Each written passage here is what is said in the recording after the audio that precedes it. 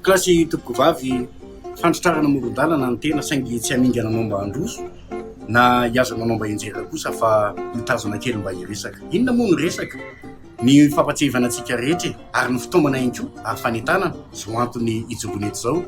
Ny sabotsy fahafolon'ny volana oktobra 2024 no atomboka amin'ny fomba ofisialy ny fampianarana kabary eto anivon'ny fikambanana mpikabary malagasy. Izany dia tanterahana amin'ny 4 ka hatramin'ny 9 ora Madagasikara io anentanana antsika rehetra mba hifantoka sy anokampotoana amin'izany andro lehibe amin'ity taona ity eo anivon'ny fampianarana fimpima izany.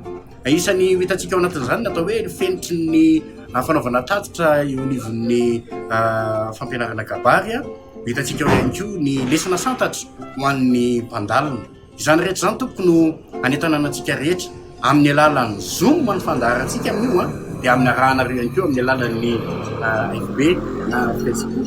Eo anatrehan'izany no anentanana antsika rehetra mba anjoy ary anokana an'izay fotoana izay satria zava-dehibe loatra ao amintsika izany fampianarana izany eto anivon'ny VB. Sabotsy 10 oktobra 2024 amin'ny 4 ka hatramin'ny 9 ora Madagasikara arahanao amin'ny alalan'ny Zoom sy ny FB.